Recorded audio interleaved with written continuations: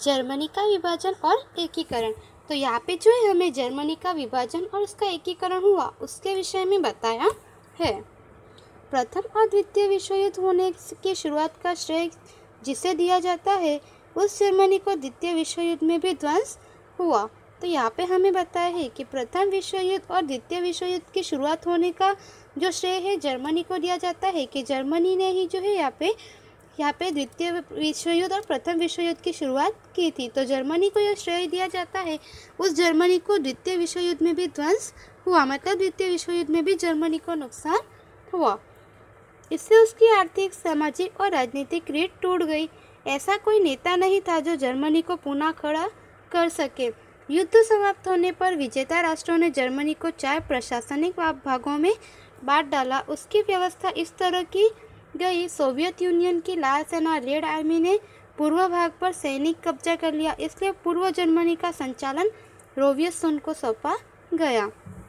तो यहाँ पे हमें बताया है कि जो जर्मनी है उसका यहाँ पे द्वितीय विश्व युद्ध में भी ध्वंस हुआ, नुकसान हुआ। इससे जो है उसकी आर्थिक, सामाजिक और राजनीतिक व्यवस्था जो थी वह पूरी तरह से अस्त व्यस्त हो चुकी थी और अब वहाँ पे ऐसा कोई नेता नहीं था जो कि जर्मनी को पुनः फिर से जो है उसके मूल रूप में ला सके अथवा उसे पुनः खड़ा कर सके।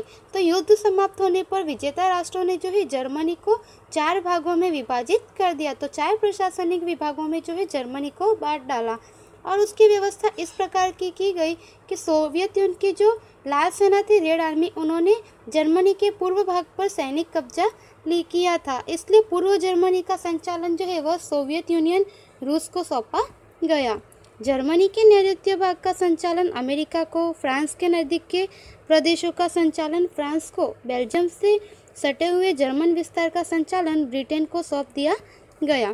तो यहाँ पे हमें बताया है कि जो पूर्व भाग था जर्मनी का उसका संचालन सोवियत यूनियन रूस को दे दिया गया और जर्मनी के नैऋत्य भाग का जो संचालन था वह अमेरिका को तथा फ्रांस के नज़दीक के प्रदेशों का जो संचालन था वह फ्रांस को और उसके बाद में बेल्जियम से जो सटे हुए जर्मनी के प्रदेश थे उन विस्तार का जो संचालन था वह ब्रिटेन को सौंप दिया गया था। तो इस प्रकार से जर्मनी को जो है यहाँ पे 4 प्रशासनिक विभागों में बांट दिया। जर्मनी की राजधानी बर्लिन को भी रूस और संकलन समिति के बीच विभाजित कर दिया गया था। उनके बीच प्रशासनिक एकता के लिए संकलन समिति भी रचना की गई थी। इस तरह से जर्मनी पर 4 देशों का प्रशासन स्थापित किया गया।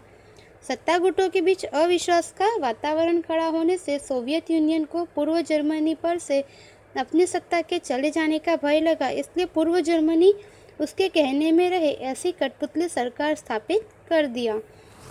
तो यहाँ पे हमें बताया है कि यहाँ पे जर्मनी का जो जर्मनी की राजधानी बर्लिन थी उसे भी रूस ने और संकलन समिति जो थी उनके बीच में उसकी राजधानी को भी विभाजित कर दिया गया था और उनके बीच प्रादेशिक प्रशासनिक एकता के लिए जो है संकलन समिति की रचना की गई थी कि वहाँ पे जो है जर्मनी की शांति के लिए जो है यह समिति कार्य करेगी। तो इसलिए वहाँ पे संकलन समिति की रचना की गई और उसके बाद में जो है इस तरह से जर्मनी पर 4 देशों का प्रशासन स्थापित हुआ।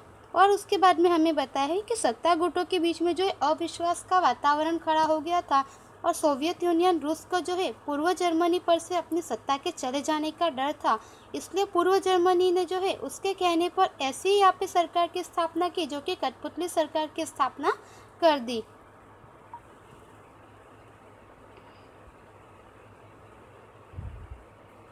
अमेरिका, फ्रांस और ब्रिटेन ने अपने संचालन अंतर्गत के पश्चिमी जर्मनी के प्रदेशों का एकीकरण करके federal Republic of east Germany के रूप में निर्माण किया। पश्चिम जर्मनी के 3 विभागों का एकीकरण किया गया। उसी तरह बर्लिन के भी 3 विभागों को एक कर लिया गया।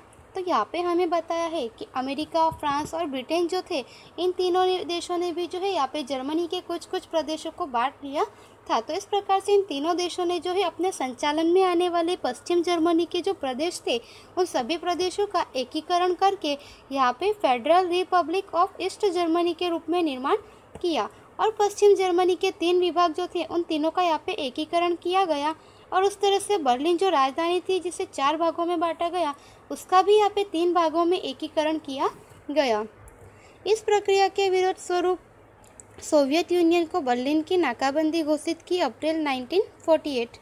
परिणाम स्वरूप पश्चिमी देश और सोवियत यूनियन के बीच भारी तनाव पैदा हुआ।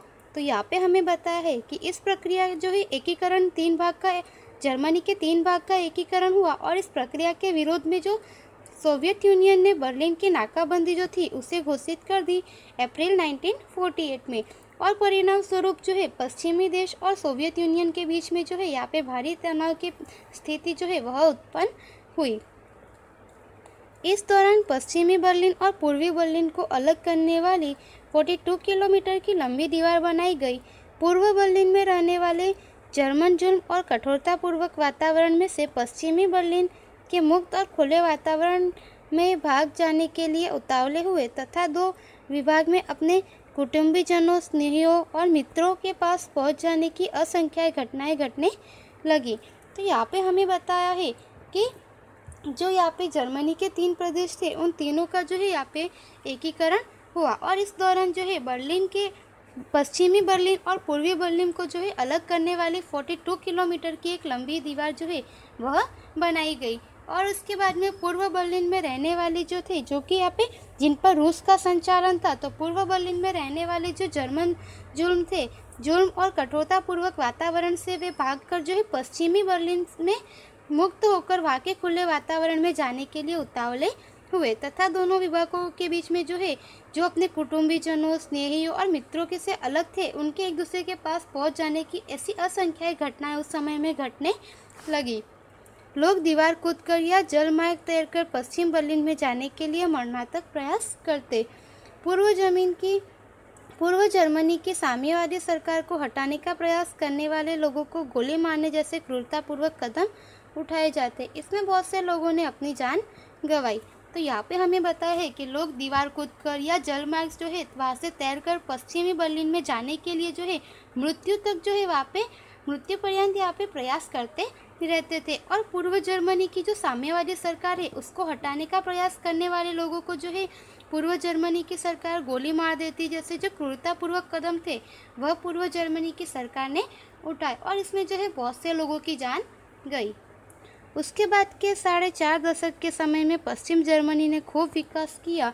उसने आर्थिक और अन्य क्षेत्रों में सिद्धि प्राप्त की जो जर्मन चमत्कार के रूप में जाना जाता है। तो यहाँ पे हमें बताया है कि उसके बाद के 4.5 दशक में जो है पश्चिम जर्मनी में जो है खूब विकास हुआ और उसमें आर्थिक, राजनीतिक तथा अन्य क्षेत्रों में जो है यहाँ पे सिद्धि हासिल की, जो कि जर्मन चमत्कार के रूप में जाना जाता है। 1990 तक के समय में अंतर्राष्ट्रीय राजनीति में महत्वपूर्ण और दूरगामी परिवर्तन हुए, जिसके कारण शीत युद्ध का प्रभाव मंद पड़ गया। साम्यवादी यूरोप के पूर्व देश और पश्चिम यूरोप के लोकतंत्रात्मक देशों के बीच का अंतर घटने लगा। उनके बीच अवरोध समान मजबूत आवरण अदृश्य होने लगा। तो यहाँ पे हमें बताया है कि 1990 के समय में जो है अंतर्राष्ट्रीय राजनीति में महत्वपूर्ण और जो है दूरगामी परिवर्तन आए। काफ़ी सारे परिवर्तन देखने को मिले उस समय के, जिसके कारण जो शीत युद्ध का प्रवाह था वह अब धीमे हो चुका था और साम्यवादी यूरोप के पूर्व देश तथा पश्चिमी यूरोप के जो लोकतंत्रात्मक देश थे उनके बीच का जो अंतर था वह भी अब कम होने लगा था और उनके बीच का अवरोध समान जो मजबूत आवरण था वह भी अब धीरे धीरे जो है यहाँ पे कम होने लगा था। परिणाम स्वरूप सोवियत संघ का विघटन हुआ, उसकी चर्चा बाद में करेंगे। पूर्व जर्मनी और पश्चिमी जर्मनी के बीच कड़वाहट खड़े करने वाले कोई मुद्दे अब नहीं रहे। इससे दोनों देशों के बीच समझौता हुआ, जिसके परिणाम स्वरूप दोनों जर्मनी का एकीकरण हुआ 3 अक्टूबर 1990। तो यहाँ पे हमें बताया है कि परिणाम स्वरूप जो है यहाँ पे सोवियत संघ जो था उसका विघटन हुआ और पूर्व जर्मनी और जो पश्चिम जर्मनी थी उन सभी देशों के बीच के कड़वाहट जो है अब वह कड़वाहट हो, ऐसे अब कोई भी मुद्दे यहाँ पे नहीं थे और इनके बीच जो है दोनों देशों में समझौता हुआ, जिसके परिणाम स्वरूप दोनों जर्मनी जो अलग अलग भागों में बटे हुए थे, पश्चिम जर्मनी और पूर्व जर्मनी दोनों का यहाँ पे 3 अक्टूबर 1990 के दिन जो है एकीकरण हुआ। बर्लिन की दीवार जो जर्मन लोगों के लिए दुख, वियोग, संताप और करुणा और क्रूरतापूर्वक जोर जबरदस्ती का प्रतीक था, उसे हर्ष और उल्लासों से तोड़ दिया गया और जर्मन लोगों ने दिल से अपना आनंद व्यक्त किया। संयुक्त बने जर्मनी ने 1990 के बाद के दशक में तीव्र गति से प्रगति की। राजनीतिक, आर्थिक, व्यापार, वाणिज्य, सामाजिक आदि क्षेत्र में प्रगति कर चुके वह यूरोप का अत्यंत संपन्न राष्ट्र बना। तो यहाँ पे हमें बताया है कि बर्लिन की जो यहाँ पे 42 किलोमीटर्स की यहाँ पे एक जो दीवार बनाई गई थी पूर्वी जर्मन और पश्चिमी जर्मन के बीच में, अब वह जो है यहाँ पे जो लोगों के लिए दुख, वियोग, करुणा और क्रूरतापूर्वक जोर जबरदस्ती का एक प्रतीक था, अब वह जो है हर्ष और उल्लास के साथ लोगों ने उसे तोड़ दिया और जर्मन के लोग जो है वे सभी लोग जो है दिल से अपना आनंद व्यक्त कर रहे थे और संयुक्त बने जो पूरा जर्मनी एक बन चुका था, जर्मनी का एकीकरण हो चुका था। तो 1990 के बाद के दशक में जो है संयुक्त जर्मनी ने तीव्र गति से प्रगति की, जिसमें कि उसने राजनीतिक, आर्थिक, व्यापार, वाणिज्य, सामाजिक आदि क्षेत्र में जो है प्रगति की और सभी क्षेत्रों में प्रगति होने पर जो है यूरोप का वह अत्यंत संपन्न राष्ट्र बन गया।